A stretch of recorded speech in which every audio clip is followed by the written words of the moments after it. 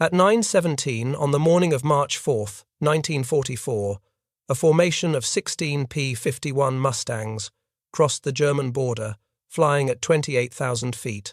The engines hummed steadily in the thin air, trails of vapor streaming behind each aircraft. Below, the German countryside stretched to the horizon, deceptively peaceful from 5 miles up. The flight leader was Colonel Donald Blakesley of the 4th Fighter Group, a hard-driving commander who had been flying combat since 1941. His pilots were about to attempt something that had never been done. They were escorting Boeing B-17 Flying Fortresses all the way to Berlin, the capital of the Third Reich, and back, a round trip of nearly 1,100 miles. 3 days earlier, Blakesley's pilots had received their new aircraft. Some had less than an hour of flight time in the Mustang before this mission. When they asked about training, Blakesley gave them an answer that would become legendary. "You can learn to fly 51s on the way to the target." There was no time for anything else.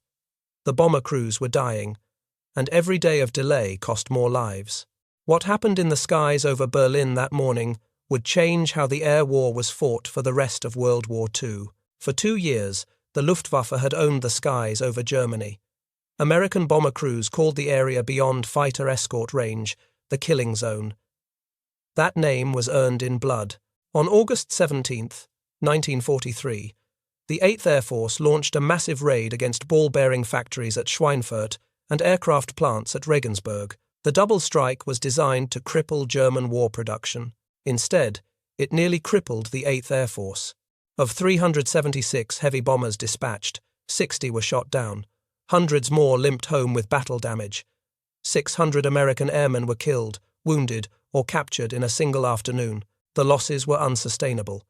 At that rate of attrition, the 8th Air Force would destroy itself before it destroyed Germany. But the strategic bombing campaign was considered essential to victory. Without it, the Wehrmacht could manufacture tanks, aircraft, and weapons indefinitely. The invasion of Europe would face an enemy at full strength. The problem was brutally simple. American fighters could not fly far enough to protect the bombers. The Republic P-47 Thunderbolt was a formidable aircraft, heavily armed and nearly indestructible. Pilots called it the Jug because it resembled a milk jug. It could absorb tremendous punishment and keep flying, but its fuel consumption was prodigious and its range was limited. The Thunderbolt could escort bombers partway into Germany, perhaps 300 miles, then it had to turn back or fall out of the sky. Luftwaffe pilots learned this limitation precisely. They tracked American formations on radar, monitoring the escort fighters carefully. When the Thunderbolts reached their fuel limit and turned for home, German controllers vectored interceptors toward the now defenseless bombers. The timing was calculated to the minute. Inside those B-17s, radio operators listened to the fighter pilots calling out their farewells. Little friends heading home. Good luck. Then silence, except for the drone of engines and the knowledge that the killing zone awaited. When the German fighters arrived, they came in waves. First, the twin-engine Messerschmitt Bf-110s and Me-410s, heavy fighters carrying rockets, 30mm cannons, and even air-to-air grenades. These Zerstörer, or destroyer, aircraft would stand off beyond machine gun range and lob their ordnance into the bomber formations. A single rocket hit could destroy a B-17. After the heavy fighters softened the formation, the single-engine Bf-109s and Fokker-Wulf 190s attacked. Fast and maneuverable, they made slashing passes through the bomber boxes, their cannon shells tearing through aluminum skin. They came from ahead, from the sides, from below. They coordinated their attacks to overwhelm the defensive fire, and they kept coming. Second, Schweinfurt, on October 14, 1943, was worse than the first. 291 B-17s took off that morning. 60 never came back. 138 more limped home with battle damage, many so severe the aircraft would never fly again. The 8th Air Force had sacrificed 1/4 of its attacking force to hit a single target. The casualties were devastating. Each B-17 carried a crew of 10 men. 60 aircraft meant 600 airmen killed, wounded, or captured in a single afternoon. Many of those captured had survived being shot down only to parachute into hostile territory, where civilians sometimes killed them before German authorities could intervene. After Second Schweinfurt, deep penetration raids into Germany were suspended indefinitely. The 8th Air Force could not sustain losses at this rate. Crews who had signed up for 25 mission tours calculated their odds and found them bleak. At 10% losses per mission, the mathematics said that completing a tour was statistically impossible. General Henry Arnold, commanding the Army Air Forces, understood the implications. Without long-range escorts that could protect bombers all the way to their targets and back, the strategic bombing campaign would fail. Germany would continue producing the weapons that kept the Wehrmacht fighting. The invasion of Europe would become far more costly. The war might drag on for years longer. What nobody expected was that the solution would come from a British test pilot flying an American aircraft with a British engine. Sometimes history turns on a single insight. In April 1942, Ronald Harker of Rolls Royce flew an American-built Mustang at the Royal Air Force Airfighting Development Unit at Duxford, England. The aircraft had been designed by North American Aviation in response to a British request, created in just 102 days from contract to first flight. The British had originally wanted North American to build P-40 Warhawks under license. Instead, the company proposed building something better. The result was the NA-73, which became the Mustang. Harker was impressed. The aircraft was fast at low altitude, faster than a Spitfire below 15,000 feet. Its handling was excellent. Its range was remarkable, thanks to an efficient laminar flow wing design and large internal fuel capacity. But above 15,000 feet, performance deteriorated badly. The Allison V1710 engine simply could not breathe in thin air. Its single-stage supercharger was inadequate for high-altitude operations. This was a critical limitation. High altitude was where bomber formations flew. High altitude was where fighter combat occurred. An aircraft that could not perform above 15,000 feet was of limited use for escort missions. Harker had an idea that would change aviation history.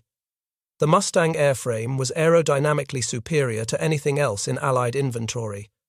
What it needed was a better engine. He recommended fitting the Mustang with the Rolls Royce Merlin 61, the same engine that powered the latest Spitfires. The Merlin's two-stage, two-speed supercharged engine could maintain power at extreme altitudes. Combined with the Mustang's efficient airframe and internal fuel capacity, it would create something entirely new, a fighter that could fly higher, faster, and farther than anything the Germans possessed. The proposal met resistance. British Merlin production was already allocated to Spitfires, Lancasters, and Mosquitoes. There were none to spare for American aircraft. But the idea had taken hold. In August 1942, Rolls-Royce began converting 5 Mustang airframes to accept Merlin engines. They were designated Mustang X. The first Merlin-powered Mustang flew on October 13, 1942, with Captain R.T. Shepard at the controls. The results were spectacular beyond anyone's expectations. Top speed jumped to 433 miles per hour at 22,000 feet. Rate of climb increased dramatically. The aircraft reached 20,000 feet in under 6 minutes, compared to over 9 minutes for the Allison-powered version. Most importantly, the Merlin Mustang maintained its performance at high altitude. At 25,000 feet, it could still fight effectively. At 30,000 feet, it could still pursue. At 35,000 feet, above the ceiling of most German fighters, it remained fully operational. The altitude limitations that had crippled the original design were gone. The transformation was remarkable. The same airframe that had struggled above 15,000 feet now excelled at any altitude the war demanded. Colonel Bud Anderson later described the experience of flying a Merlin Mustang in combat. The Merlin had great gobs of power, he wrote, and was equally at home high or low, thanks to its two-stage, two-speed supercharger. The aircraft responded instantly to throttle inputs at any altitude. There was no sag, no hesitation, no loss of power when you needed it most. Word reached America immediately. The Packard Motor Company was already producing Merlins under license for other aircraft, designated V1650. North American Aviation began work on integrating the Packard Merlin into the Mustang airframe. making modifications necessary to accommodate the different engine dimensions and cooling requirements. The first American-built XP-51B flew on November 30th, 1942, just weeks after the British conversion. Flight tests confirmed everything the British had discovered. The aircraft was transformed. Even before testing was complete, the Army Air Forces ordered 2,200 of the new machines. Production began at North American's Inglewood, California plant in June 1943. A second production line opened at a new facility in Dallas, Texas. By late 1943, Mustangs were flowing off the assembly lines in increasing numbers. When Blakesley and his pilots crossed into Germany on March 4, 1944, they were flying machines that should not have existed. Aircraft born from a British insight, American manufacturing, and the desperate necessity of war.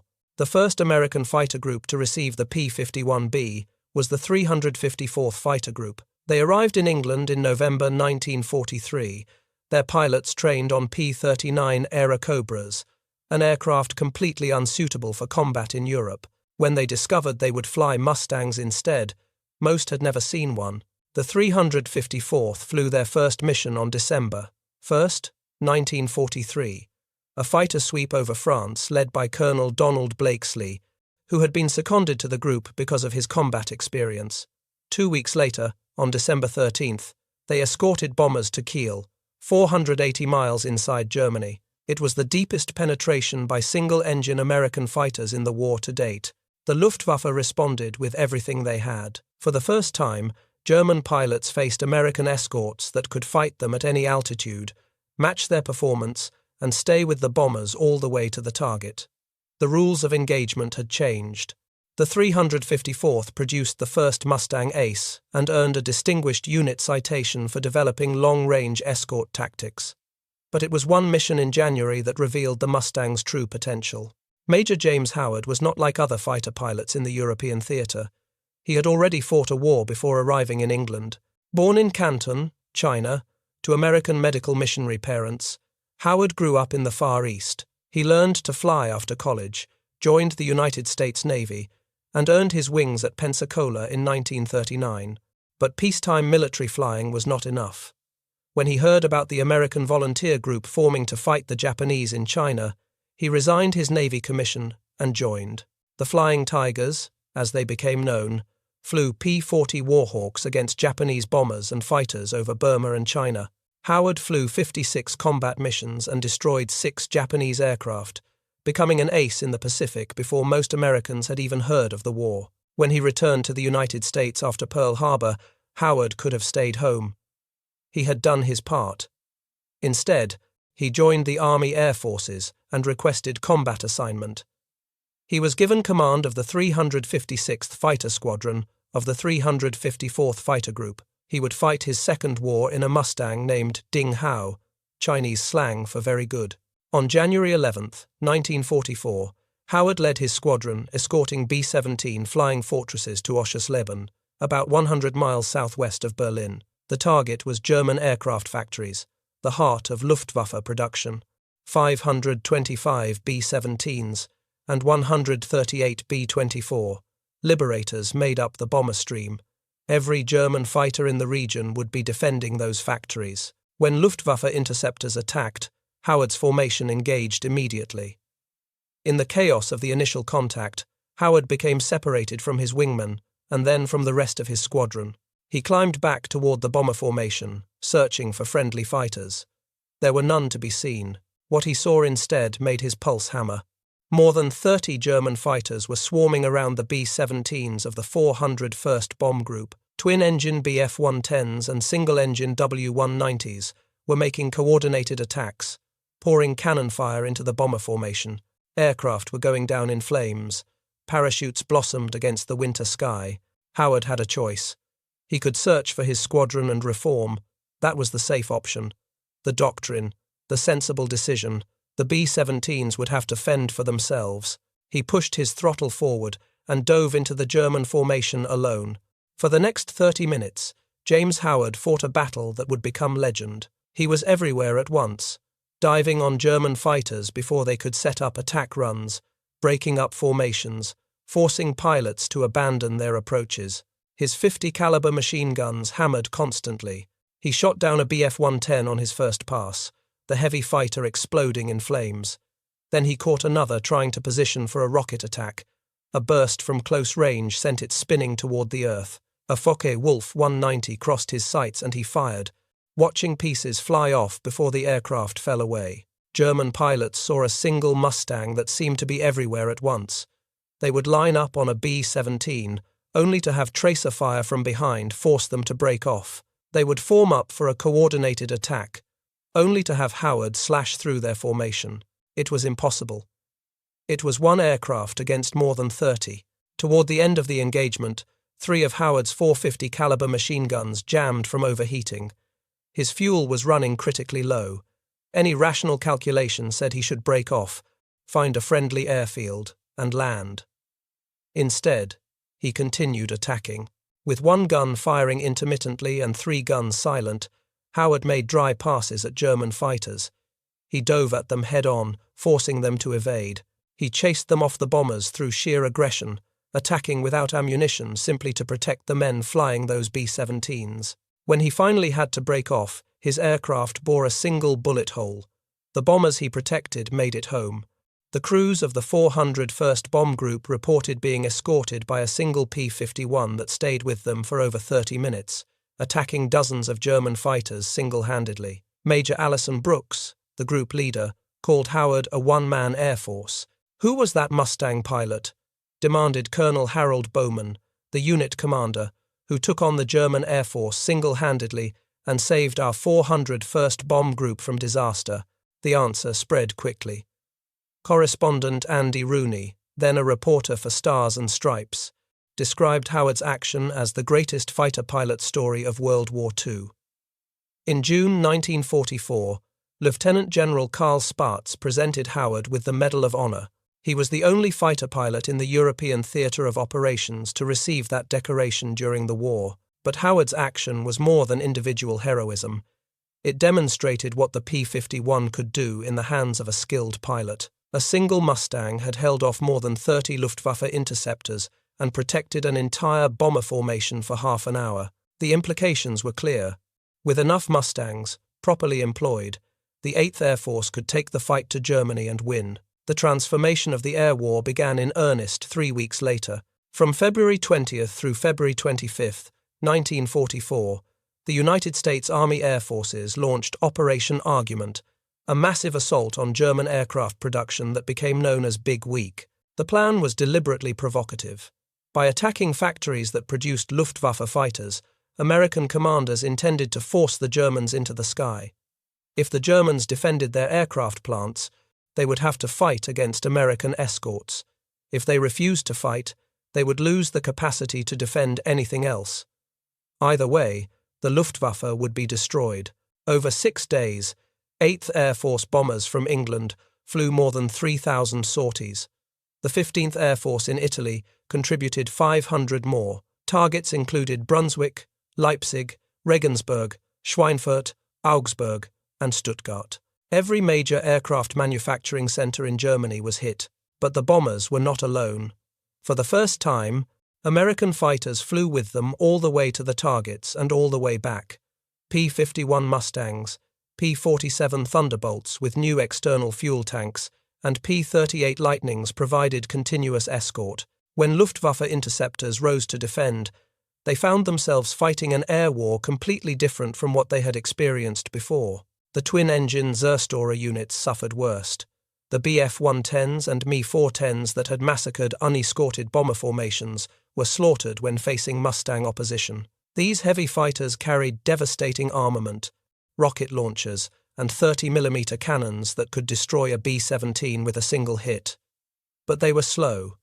They were unmaneuverable. They needed time to set up their attack runs. The Mustangs gave them no time. On the first day of Big Week alone, American fighters destroyed 74 German aircraft. Many were the heavy fighters that had been the backbone of bomber interception. Entire Gruppen were decimated. Pilots who had survived dozens of missions against unescorted bombers died in their first encounter with Mustang escorts. The single-engine Bf-109s and Fw-190s fared better, but not by much. German pilots had trained to attack bombers, not to fight opposing escorts. Their tactics were designed to close quickly, deliver a killing blow to the heavy bombers, and escape before retaliation could arrive. Now the retaliation was there before them, during their attack, and after. There was nowhere to hide. More worrying for the Luftwaffe, the German fighter force, was the quality of pilots they were losing. Big Week killed nearly 100 German fighter pilots in just over a week. That represented 17% of the Luftwaffe's fighter pilot strength. Many of those killed were experienced veterans, flight leaders, and squadron commanders who had accumulated dozens of victories. These men could not be replaced. The statistics told a brutal story.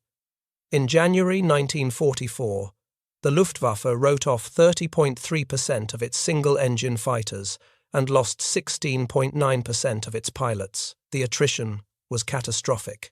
Germany was producing aircraft faster than ever, but the pilots to fly them were dying faster than new ones could be trained. The impact on specific units was devastating. Some Jagdgruppen lost half their pilots in a single month. Experienced flight leaders who had accumulated 50 or 100 victories were shot down by American pilots with barely a dozen missions. The tactical knowledge these veterans possessed, learned through years of combat, vanished with them. The pilots who replaced them had neither the skills nor the experience to survive. Even worse for the Luftwaffe, the losses included many Gruppenkommandure and Staffelkapitane, the unit leaders responsible for training new pilots and leading them in combat. Without experienced leaders, young pilots made mistakes that cost their lives. Without mentors, they never learned the tricks that kept veterans alive. The institutional knowledge of the Jagdwaffe was bleeding away. When Reichsmarschall Hermann Göring saw American Mustangs over Berlin, he reportedly said that he knew the jig was up. Whether those exact words were spoken, the sentiment was accurate. The Luftwaffe was being bled to death over its own territory. Every pilot lost defending Germany was a pilot who could not be replaced with anyone of equal skill. The 4th Fighter Group, known as the Debden Eagles, epitomized the transformation. Formed from 3 Royal Air Force Eagle squadrons of American volunteers who had fought before Pearl Harbor, the group had been flying combat since 1941. They knew their enemy. On February 28, 1944, the 4th received P-51 Mustangs to replace their P-47 Thunderbolts. Pilots who had loved their rugged jugs were skeptical of the lighter, more delicate-looking Mustangs. Colonel Blakesley gave them no time for doubt. Days later, they were flying combat over Germany. Among the 4th's pilots were Captain Don Gentile and Lieutenant John Godfrey, who became the deadliest wingman team in the 8th Air Force. Gentile was a first-generation American from Piqua, Ohio, the son of Italian immigrants. He had been obsessed with flying since childhood, saving his date money to buy an airplane. He joined the Royal Canadian Air Force before the United States entered the war and flew Spitfires with 133 Eagle Squadron. By the time he transferred to the American 4th Fighter Group, he already had 2 aerial victories. Johnny Godfrey was his wingman. Together they developed tactics that turned conventional fighter doctrine inside out. Whoever spotted the enemy first and had the best position would lead the attack. The other would cover. They communicated constantly, watching each other's blind spots, coordinating their strikes. Luftwaffe pilots who thought they were bouncing a single aircraft would suddenly find themselves under attack from 2 directions. Göring allegedly offered the equivalent of 2 squadrons for the capture of Gentile and Godfrey. He called them the Debden Gangsters. Between them, they destroyed 37 German aircraft. On March 8, 1944, over Berlin, Gentile and Godfrey encountered approximately 50 German fighters attacking a bomber formation. With only their 2 aircraft as support, Gentile attacked immediately. In the dogfight that followed, he shot down 3 enemy aircraft and damaged a 4th. He received the Distinguished Service Cross for that action. Over the following weeks, Gentile accumulated kills at a remarkable rate. His Mustang, named Shangri-La after the fictional paradise in the novel Lost Horizon, became one of the most recognized aircraft in the 8th Air Force. By April 5, 1944, he had destroyed 27 enemy aircraft, surpassing the World War I record of 26, held by Eddie Rickenbacker. On April 13th, Gentile's combat career ended not in battle but in accident. Returning from a mission, he buzzed the Debden airfield for assembled press reporters and movie cameras. He came in too low, too fast, struck the ground, and destroyed his aircraft. Colonel Blakesley, who had established a rule that anyone who crashed his plane showing off would be grounded, was furious. Gentile was sent home to sell war bonds. His final tally was 21.83 aerial victories plus 6 aircraft destroyed on the ground. The 4th Fighter Group would go on to destroy 1,016 German aircraft during the war, more than any other American fighter unit. They produced numerous aces, established tactical innovations that influenced fighter combat for decades, and demonstrated that American pilots could match anyone in the sky. The 357th Fighter Group, nicknamed the Yoxford Boys after the English village near their base, produced some of the most successful Mustang pilots of the war. Among them was Captain Clarence Bud Anderson, who would become a triple ace with 16¼ aerial victories. Anderson arrived in England in late 1943 with the 357th. Like many fighter groups, they had trained on aircraft unsuitable for the European air war. When they discovered they would fly Mustangs, Anderson recalled that some pilots had less than 30 hours in the aircraft before their first combat mission. They learned fast, or they died. What made Anderson exceptional was that he flew 116 combat missions without ever being hit by enemy fire. His aircraft, both named Old Crow after his favorite bourbon whiskey, carried him through 2 combat tours without a scratch. No forced landings, no damage from enemy action, no mechanical failures that ended a mission. In the deadliest skies of the war, Anderson's survival seemed supernatural. His remarkable record became legendary among his squadron mates, but it was not luck. Anderson had exceptional eyesight. He could spot enemy aircraft before others in his formation, tiny dots in the distance that gave precious seconds of warning. He maintained constant awareness, checking behind, checking above, checking the sun where German pilots liked to lurk. He flew aggressively when attacking but never carelessly. Every decision was calculated to maximize damage to the enemy while minimizing risk to himself. Anderson and another 357th pilot became close friends during the war. His name was Chuck Yeager. On October 12, 1944, Yeager shot down 5 German aircraft on a single mission, becoming an ace in a day. He would later become the first person to break the sound barrier, but during the war, he was simply one of the most aggressive fighter pilots in the 8th Air Force. The 357th was credited with 595½ aerial victories, second among 8th Air Force fighter groups. Only the 56th Fighter Group, which had been in combat significantly longer, had more. The Mustang groups were dominating the air war at a level that stunned both sides. German pilots knew something had changed fundamentally. Tactics that had worked for years were suddenly failing. Hauptmann Gunther Rohl was Germany's 3rd highest scoring ace, with 275 aerial victories, most against Soviet aircraft on the Eastern Front. When he transferred to the defense of the Reich in 1944, he encountered Mustangs for the first time. After the war, Rohl flew captured P-51s at a German testing facility and was profoundly impressed. The cockpit was comfortable, he noted. Unlike the cramped Bf-109, you could not fly a 109 for 7 hours. The cockpit was too tight, too narrow. The P-51 was a great room in comparison. The Merlin engine impressed him even more. The electric starting switches, which German aircraft lacked, made cold weather operations far easier. The lack of oil leaks seemed miraculous to pilots accustomed to German machinery that dripped constantly. The smooth running of the engine at cruising speed reduced pilot fatigue significantly. But what truly impressed Rohl was the Mustang's endurance. German fighters could stay airborne for 1 hour and 20 minutes, perhaps 90 minutes, with careful fuel management. The Mustang could fly for 7 hours. In combat, this difference was decisive. When we were short on fuel, Rohl explained, we had to break off and land at the nearest airfield. The Americans still had fuel for 3 hours more. They could pursue us to our bases, strafe us on the ground, circle and wait for us to take off again. We had no sanctuary. By mid-1944, the Luftwaffe was hemorrhaging at a rate that could not be sustained. Monthly pilot losses reached 25%. In some units, the attrition was higher.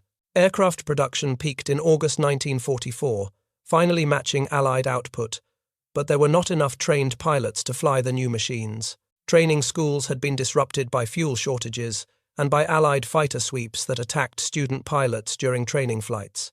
Young men who would have received 200 hours of flight time before the war were being sent to combat squadrons with less than 100 hours total.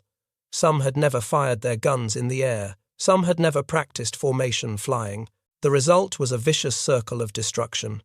Inexperienced pilots died quickly, often on their first or second mission.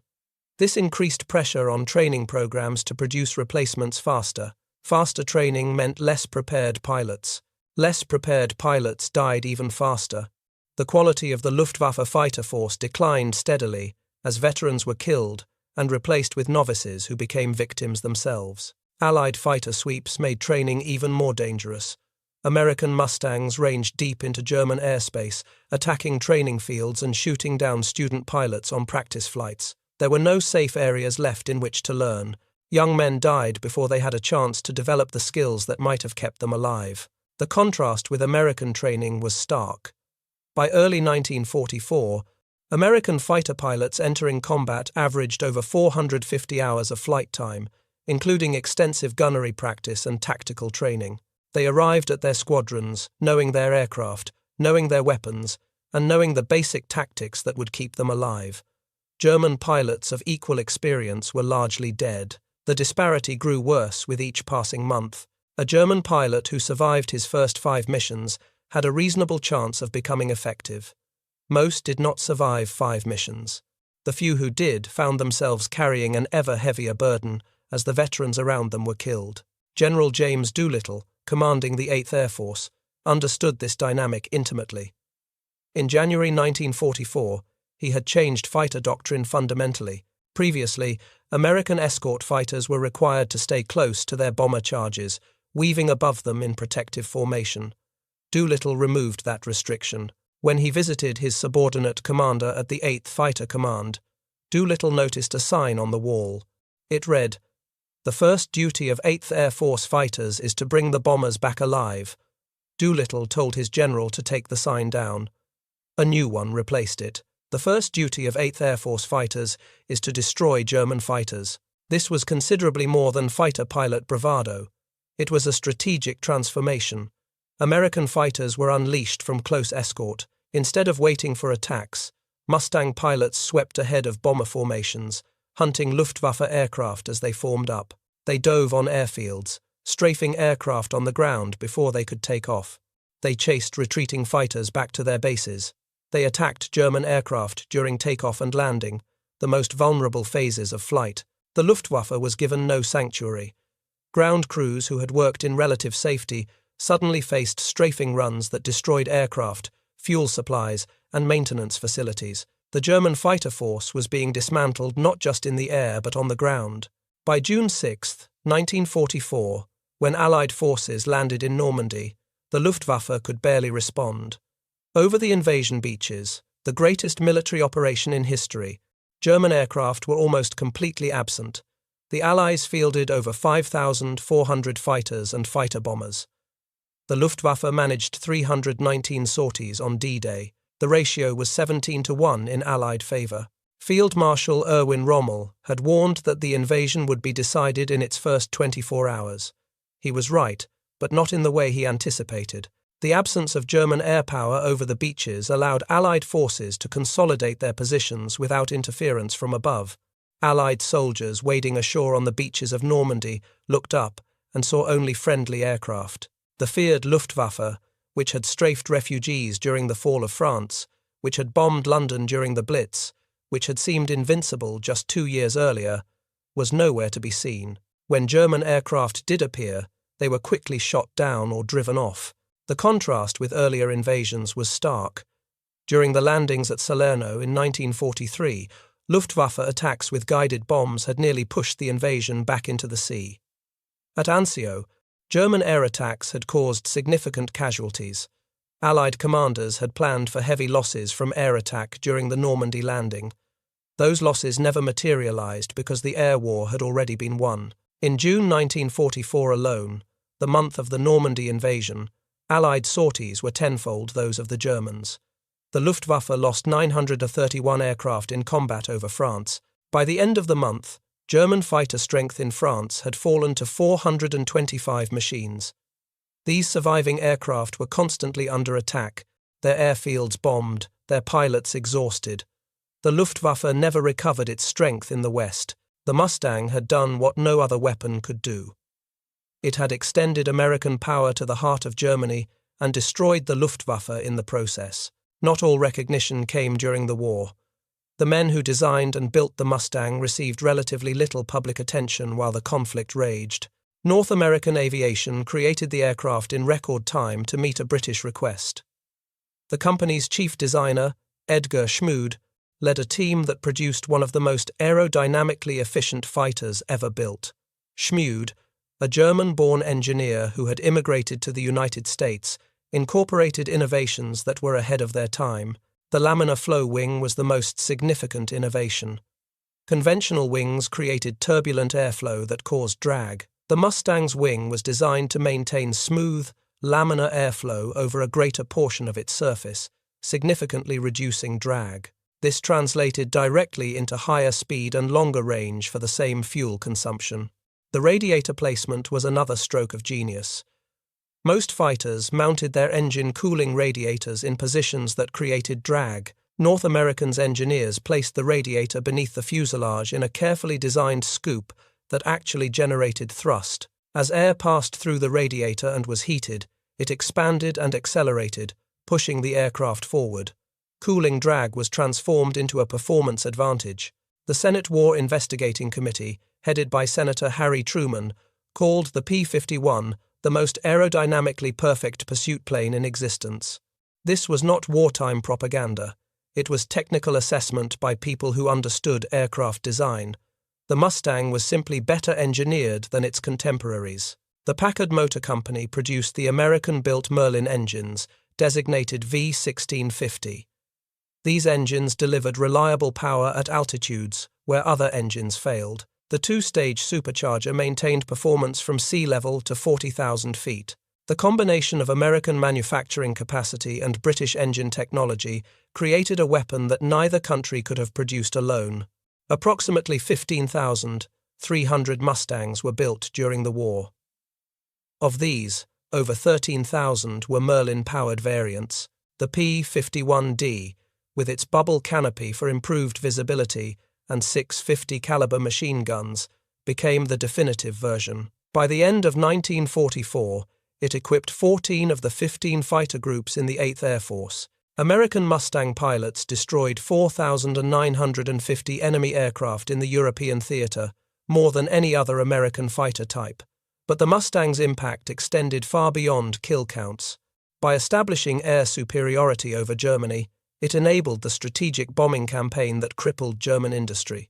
By protecting invasion forces, it made D-Day possible. By destroying the Luftwaffe as a fighting force, it shortened the war. The pilots who flew the Mustang understood what they had accomplished. After the war, they scattered to different lives, different careers, different fates. Colonel Donald Blakesley, who had led the first escort mission to Berlin, returned to the United States and continued his military career. He had flown more combat missions than almost any other American fighter pilot and had built the 4th Fighter Group into the most successful unit in the 8th Air Force. Don Gentile, the one-man Air Force who had destroyed more German aircraft than Rickenbacker, was killed in a training accident on January 28, 1951. He was flying a T-33 jet trainer near Andrews Air Force Base when his aircraft crashed in Forestville, Maryland. He was 30 years old. He left behind his wife Isabella and 3 sons. Bud Anderson survived the war and continued flying for 3 more decades. He became a test pilot at Edwards Air Force Base, participated in experimental programs, including the bizarre FICON project that attached fighters to bombers for range extension, and flew combat missions in Vietnam as commander of the 355th Tactical Fighter Wing. He flew F-105 Thunder Chiefs against North Vietnamese targets, earning additional decorations to add to those from World War II. Anderson retired as a colonel in 1972 after logging over 7,000 hours in more than 130 aircraft types. He wrote an autobiography titled To Fly and Fight and became a sought-after speaker at aviation events. When he died in May 2024, at the age of 102, he was the last surviving triple ace of World War II. James Howard, the man who fought alone over Oschersleben, left active military service after the war but remained in the Air Force Reserve. He pursued a business career, wrote an autobiography, and became Director of Aeronautics for the city of St. Louis. He passed away in March 1995 at the age of 81 and is buried at Arlington National Cemetery. Chuck Yeager broke the sound barrier on October 14, 1947, becoming the most famous test pilot in American history. He credited his combat experience in the Mustang with preparing him for the risks of experimental aviation. The skills he learned fighting Luftwaffe pilots over Germany served him well when pushing the boundaries of human flight. Günther Roll, the German ace who flew captured Mustangs after the war, joined the new West German Luftwaffe in the 1950s. He eventually rose to command it as Chief of Staff, responsible for defending his country against the same Soviets he had fought during the war. Former enemies became NATO allies. Roll and American pilots who had been his adversaries became friends. When Bud Anderson published the updated edition of his autobiography, Günther Roll wrote the foreword. Two men who had tried to kill each other in the skies over Germany found common ground in their shared love of flying and their mutual respect for each other's skill. The legacy of the Mustang extends beyond World War II. The aircraft served in Korea, flying ground attack missions until replaced by jets. It served in numerous air forces around the world into the 1960s. Israel flew Mustangs in the 1948 War of Independence and again during the 1956 Sinai Campaign. South American air forces operated them for decades after the war ended. Today, restored Mustangs fly at air shows around the world. The distinctive growl of the Merlin engine is instantly recognizable to aviation enthusiasts. These aircraft are living reminders of an era when piston engines and propellers dominated the sky, when pilots fought alone in the cold at 30,000 feet, when victory and death were separated by fractions of a second. But the Mustang's true legacy is not the aircraft itself. It is what the aircraft represented. It was British insight recognizing what American engineers had built. It was American manufacturing producing thousands of aircraft to the highest standards. It was tactical innovation transforming how fighter escorts operated. It was individual courage from pilots who flew into the heart of enemy territory, knowing they might not return. Reichsmarschall Hermann Göring understood what had happened, even if he could not prevent it. After the war, he made a statement that summarized the strategic situation with brutal clarity. The reason for the failure of the Luftwaffe against the Allied air forces was the success of the American air forces in putting out a long-range escort fighter airplane, which enabled the bombers to penetrate deep into Reich territory, still have a constant and strong fighter cover. Without this escort, the air offensive would never have succeeded. The P-51 Mustang did not win the war alone. No single weapon ever does. But it solved a problem that had seemed insoluble. It extended American power across distances that should have been impossible. It destroyed an air force that had conquered Europe. The pilots who flew it earned a place in history. The engineers who designed it created a masterpiece. The workers who built it armed a nation. That is what the P-51 Mustang accomplished. Not through revolutionary technology or secret weapons, but through the patient work of turning a good aircraft into a great one. Through the courage of pilots who flew missions they knew might be their last. Through the strategic vision of commanders who understood that air superiority was the key to victory. The Mustang gave American pilots the ability to fly anywhere, fight anyone, and win. In the end, that was enough. If you found this story compelling, please take a moment to like this video. It helps us share more forgotten stories from the Second World War. Subscribe to stay connected with these untold histories. Each one matters. Each one deserves to be remembered. And we would love to hear from you. Leave a comment below telling us where you are watching from.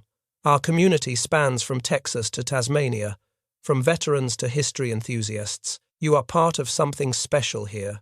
Thank you for watching, and thank you for keeping these stories alive.